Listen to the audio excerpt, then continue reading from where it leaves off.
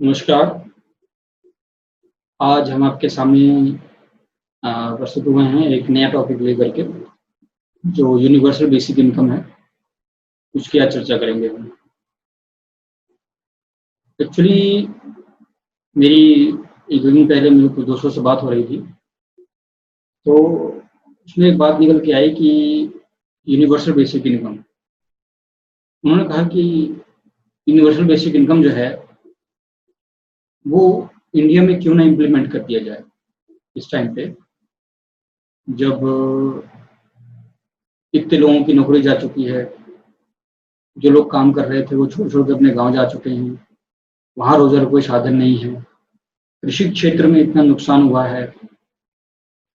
साथ ही साथ जो कोविड का ये जो महामारी चल रही है, इसके कारण ही जो ये सारी चीजें हुई हैं, तो उनसे में डिस्कशन हो रहा था, तो उसमें बात ये निकल गया है कि क्यों ना इस टाइम पे यूनिवर्सल बेसिक इनकम पे चर्चा हो, और इसे हमारे देश भारत में या दुनिया के अन्य भी किसी भी देश में इसको लागू किया जाए, जिससे मेरा पर्सनली अपना ये मानना है कि देश की इकोनॉमी में जरूर सुधार आएगा।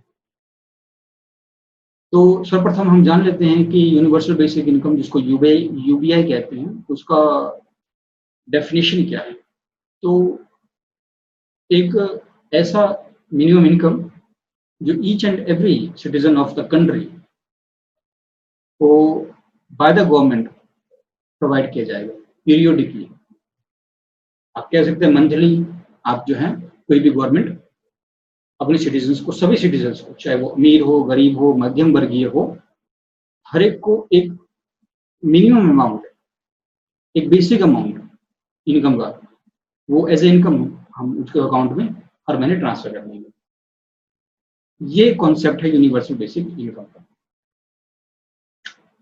ठीक है। तो इसमें आपको ये स्टडी नहीं करनी कि भाई गरीबों को ही सिर्फ देना है ना, इसमें सभी को देना है, ईच एंड एवरी, चाहे वो गरीब हो, अमीर हो, करोड़पति हो, करोड़पति हो, गटर किनारे सोता हो, भीख मांगता हो, हर एक आदमी को एक मिनिमम अमाउंट दिया जाएगा, जिससे कि वो अपनी बेसिक जरूरतें पूरी कर सके। तो बेसिक इनकम क्या होता है, बेसिक जरूरतें क्या होती है? तो बेसिक जरूरतें खाने पीने की जरूरत होती है। बेसिक तो वही है, खाना पीना, रहना और दवाई का खर्चा। ये तीन चीजें होती हैं जो बेसिक जरूरतों में आती हैं।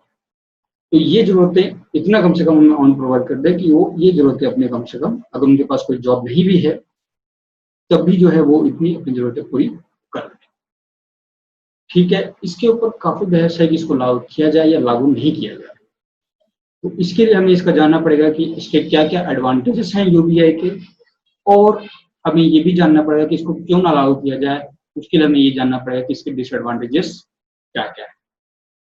ठीक है। सबसे पहले हम इसके एडवांटेजेस कुछ जान लेते हैं कि यूबीआई के क्या क्या एडवांटेजेस हैं। यूबीआई के एडवांटेजेस की बात मैं करूं तो सबसे पहले जो एडवांटेज में है कि इन फ्यूचर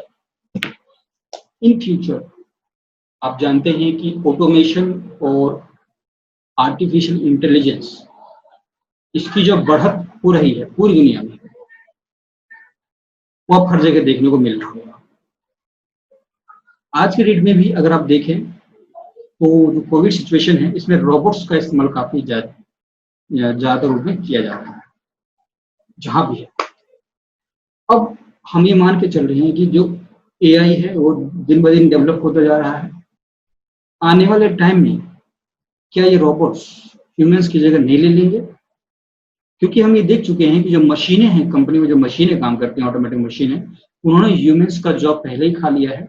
तो क्या आने वाले टाइम में ऐसी मशीनें नहीं आ जाएंगी जहाँ पे 10 लोग काम करते हैं, वहां पे सिर्फ एक ही लोगों की जरूरत पड़ेगी? ठीक है ना? असंभव नहीं है, ऐसा हो सकता है और ऐसा ही होगा। आज से हम ये कह सकते हैं कि 50 से 60 साल के बाद इस तरह की सिचुएशंस आ सकती है। तो उस टाइम पे यूनिवर्सल बेसिक इनकम,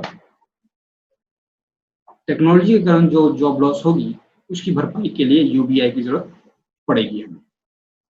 तो सबसे बड़ा कारण तो ये है कि टेक्नोलॉजी के कारण जो आज भी जॉब जा रही हैं उसको भरपाई करने के लिए यूनिवर्सल बेसिक इनकम होना चाहिए। दूसरा पॉइंट है एंडिंग एब्यूज। इसको हम इस तरह समझ सकते हैं कि भाई अब देखते हैं कि किसी भी डोमेस्टिक जो अब्यूज होता है भारत में ज्यादा होता है, वैसे तो पूरे विश्व की बात है, डोमेस्टिक एब्यूज होता है, जो घर की महिलाएं होती है, जो भी काम करने वाला व्यक्ति होता है, उसके साथ एब्यूजिंग की समस्या होती है।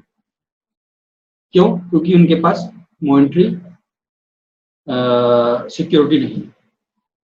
उनको मजबूरी में वो सहना पड़ता है, क्योंकि उनके पास मॉनिटरी सिक्योरिटी नहीं है और उनको उसी घर में रहना पड़ता है।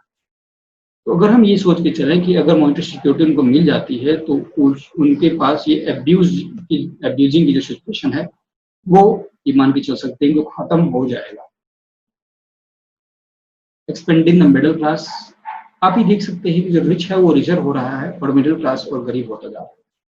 तो मिडिल क्लास या फिर गरीबों की सिचुएशन को बढ़ाने के लिए, मिडिल क्लास की सिचुएशन को स्टेब्लिश करने के लिए हमें एक मॉनिटरी सिक्योरिटी की जरूरत पड़ेगी, जो यूबीआई के द्वारा दिया जा सकता है। पॉवर्टी खत्म करने के लिए जैसे मैंने बताया कि गरीबों के पास अगर मिनिमम बेसिक इनकम होगा तो वो कम से कम अपने खाने पीने और अपना स्वास्थ्य का ध्यान रख सकेंगे, और उससे क्या होगा कि वो उस पॉवर्टी लाइन से ऊपर हो जाएंगे, पॉवर्टी खत्म हो जाएगी। और ये पॉवर्टी खत्म करने का सबसे आसान और सबसे कारगर तरीका है, लेकिन अभी तक इसको ब्रॉड लेवल पे उपयोग नहीं किया गया। Eliminating the need of social security, social security के नीड्स को खत्म कर देंगे। जैसे आज की डेट में हमें हाउसिंग जो होता है वो हाउसिंग प्रोजेक्ट लेकर के आने पड़ते हैं, जिसमें हम डिस्काउंटेड रेट पर जो है उनको हाउसिंग प्रोवाइड करवाते हैं। हम उनके मेडिकल का खर्चा उठाते हैं गवर्नमेंट, उनके खाने पीने का खर्चा उठाते हैं गवर्नमेंट। इससे अगर हम यूबीआई दे देंगे तो इन सब चीज़ों की जो सिक्योरिटी में जो हमारा खर्चा होता है उससे हम बच जाएंगे, और ये सारा अमाउंट जो है बच जाएगा, और इसको हम डायरेक्ट यूबीआई ट्रांसफर करेंगे। और ये माना जाता है कि ये जो सोशल सिक्योरिटी प्रोवाइड की जाती है इससे ज़्यादा कारगर साबित होगा यूबीआई। डिस्करेजिंग लो वेजेस, जो लो वेजेस कंपनी में चलती हैं, किस कारण से? इस कारण से कि उनके पास मॉनिटरी सिक्योरिटी नहीं है। उनको काम करना ही करना पड़ेगा अपना पेट भरने के लिए, अपने घर का किराया देने के लिए, अपने कपड़े खरीदने के लिए, मेडिकल की सुविधा लेने के लिए उनको काम करना ही पड़ेगा, चाहे आप कितने भी कम वेजेस पे करवा लो, ठीक है। लेकिन अगर उनके पास मॉनिटरी सिचुएशन है तो बार्गेनिंग करने की उनके पास जो है वो पावर आ जाएगी, और वो बार्गेन करके अपना एक अच्छा वेजेस तो पाने में सफल हो सकेंगे। तो लो वेजेस की जो प्रॉब्लम है उसको भी दूर करने के लिए हम ये कह सकते हैं कि अपना ये यूबीआई कारगर साबित हो सकता है। ये तो एडवांटेजेस गिनवा दिए मैंने। अब इसके डिसएडवांटेजेस क्या होते हैं यूबीआई के, वो हम बता दें आपको। बहुत से लोगों का ये मानना है कि अगर हम यूबीआई कर देंगे तो लोगों के पास जो अमाउंट जाएगा वो क्या जाएगा?